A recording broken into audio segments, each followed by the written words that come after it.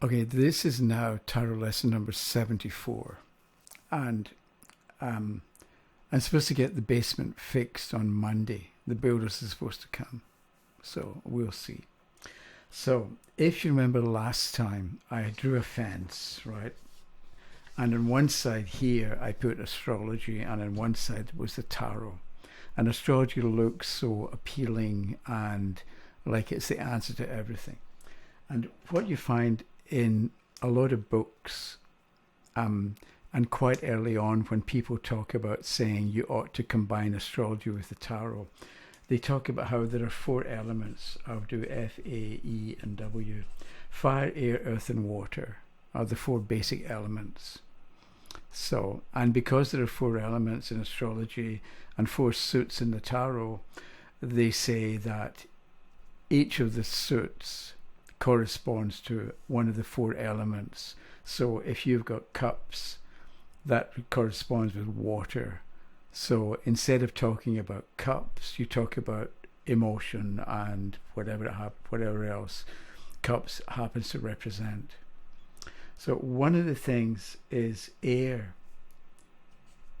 The air people will relate the suit of swords to the element of air, and because air signs are the element of air represents ideas and thought and communication of all sorts, people will let's say the Ace of Swords and talk about, and instead of talking about the Ace of Swords, they'll talk about the importance or the value of communication or about ideas or something like that. However, the 3 air signs you may know are Gemini, Libra, and Aquarius. Okay? So Gemini, the keyword for Gemini is I think. And Libra is I balance, and Aquarius is I know. And so the air signs, Gemini, Libra, and Aquarius, are meant to represent communication and ideas and thought. That's the idea, the theory anyway. The only problem is, or one of the many problems is, Gemini, the keyword is I think, but that doesn't mean that Geminis know how to think. Geminis are good at telling you what they think, but they're not very good at listening. So Gemini is learning how to think. And in the same way, the keyword for Libra is I balance, but it doesn't mean that Librans are balanced. Librans are seeking balance. So they go, it's like a seesaw. They go too far in one direction, so they've got to correct by going in the opposite direction, but they go too far, so they've got to correct back and forth. So Libra at the end of life can say, I am balanced, and that's right. But up to the end of life, they're out of balance. So is Libra a sign of communication? Libras are really bossy, right? I mean, they are. So is that giving people orders? That's a form of communication, but it's sort of one-way traffic.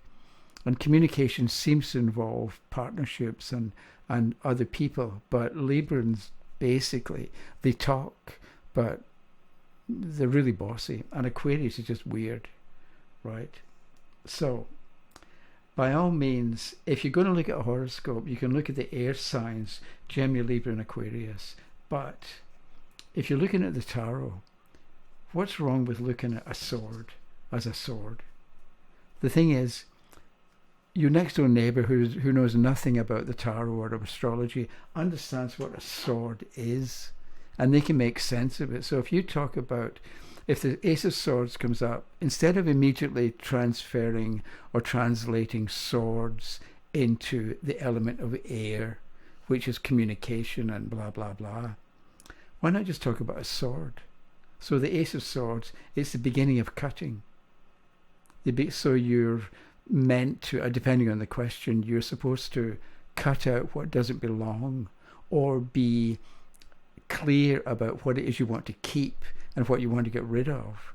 Or maybe you're involved with gardening and you prune a rose bush, you cut off the dead wood. And these are all ideas that can be connected with the suit of swords. So instead of instead of translating a card into an element, I can't get that. Why not talk in language that people can understand and talk about a sword? So you get a piece of paper and you put sword, maybe that's what a sword looks like, in the middle of the sheet of paper, and you write down, you brainstorm a sword. So you've got, it can cut. And this can be good or bad. If you're cutting out something that's dead or poisoned, it's a good thing. But if you're cutting off something that's valuable and alive, that's a bad thing. But it's involved with cutting, and it's sharp, S-H-A-R-P. And so this can be represent somebody who has a sharp tongue, right? They're quick to complain or quick to criticize, and that can be what the sword would represent. A sword is a weapon, so you can attack or defend. So what you've got with the suit of swords for any sword card is the possibility of attacking or defending. So maybe what we're getting at, you can cut good or bad, it's sharp, which is good or bad, you can attack or defend. Maybe the thing about the suit of swords is you need a morality. If you've got a moral foundation, or you've got a moral sense, then you know if you're going to attack or defend. And if you're going to attack, who or what are you going to attack, and how much force are you going to put into your attack? Because with some people you need to really, there's something about, there's a Chinese wisdom about the best general is the person who wins without even fighting. And maybe that's what the suit of swords can remind you of as well, where you, with some people, they threaten you, or they are a threat. And with some people, you just need to look at them and they're going to back down. Whereas with other people, you look at them and they take it as a challenge. So with some people, you've got to really grasp the bull by the horns and fight them one way or the other. But with some people, if you look threatening back, they're going to back down. So there's different things you can do. In the tarot book, I mentioned, write down 100 things you can do with a sword. I happen to have this handy. It's an alpha knife.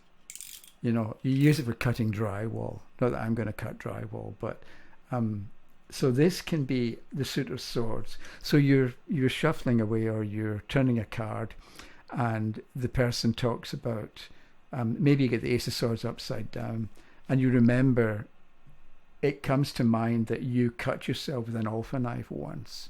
So you say to the person, and this is being intuitive, you say to them, watch out for sharp objects, because these blades are really sharp.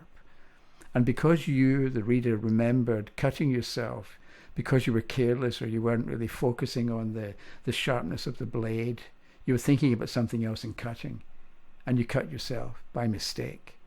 So with the Ace of Swords upside down, if this idea, if you remember it, then you mention to the questioner, be careful around sharp objects.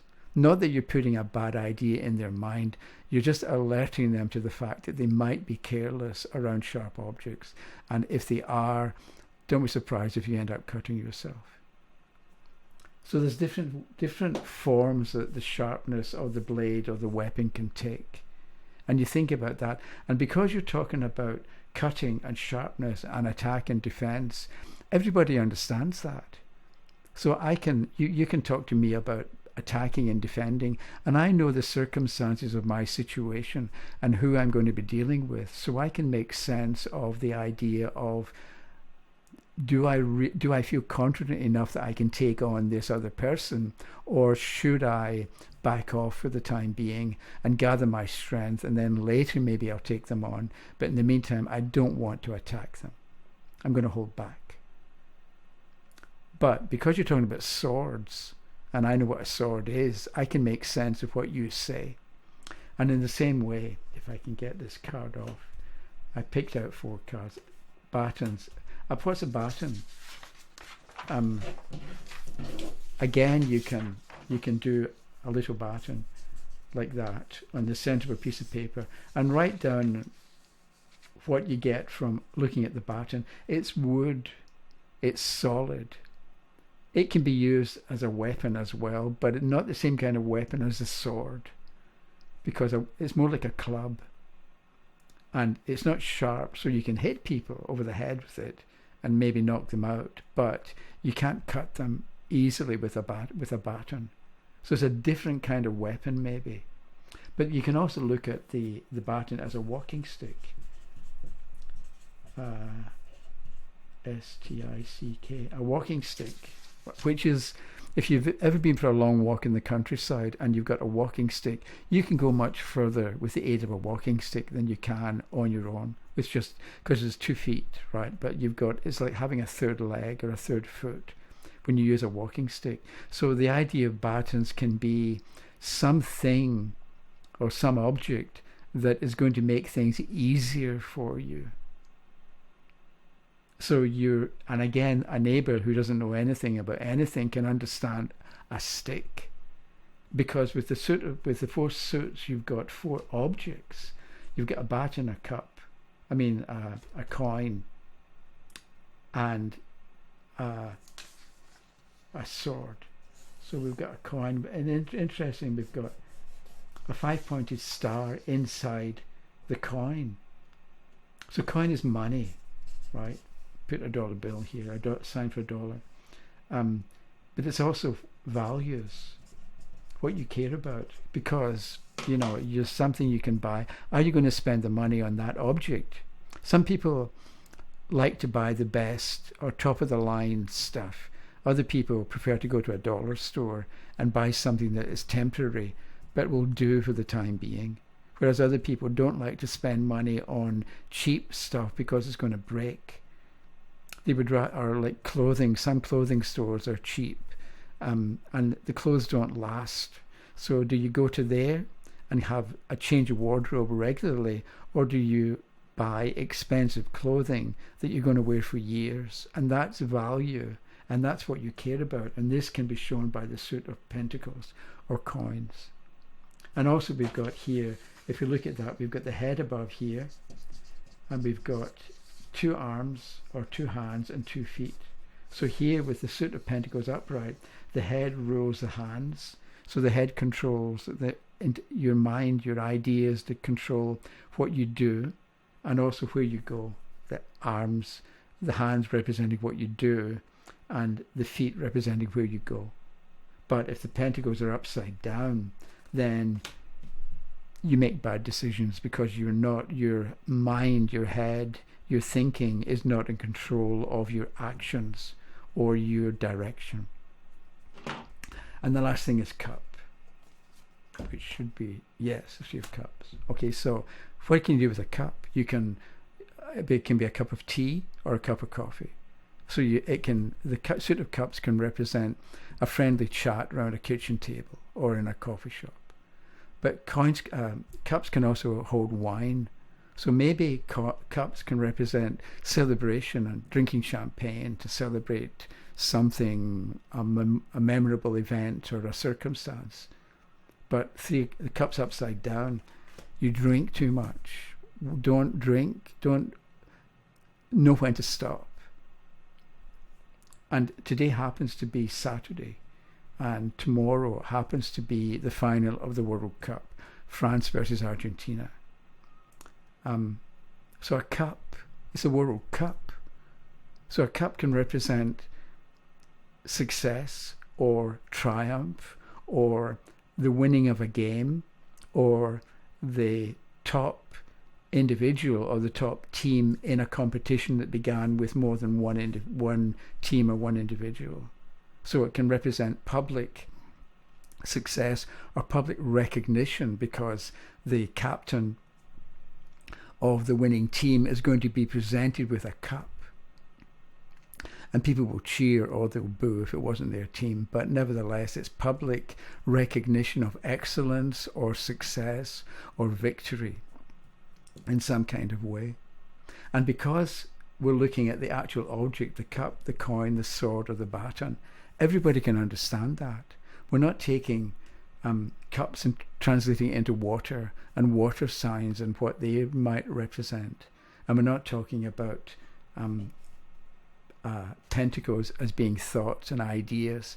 Maybe they do, and that's fair enough if you want to do it like that. But are you talking in language that your questioner can understand?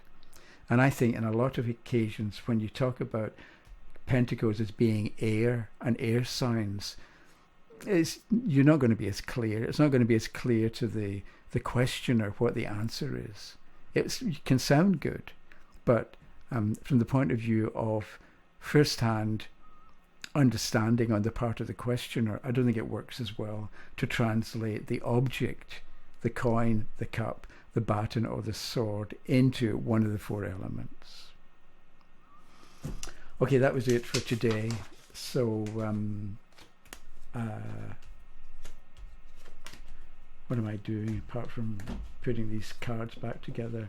So today is, I think if I don't upload today, I probably will tonight. But my problem is the internet's down at the moment.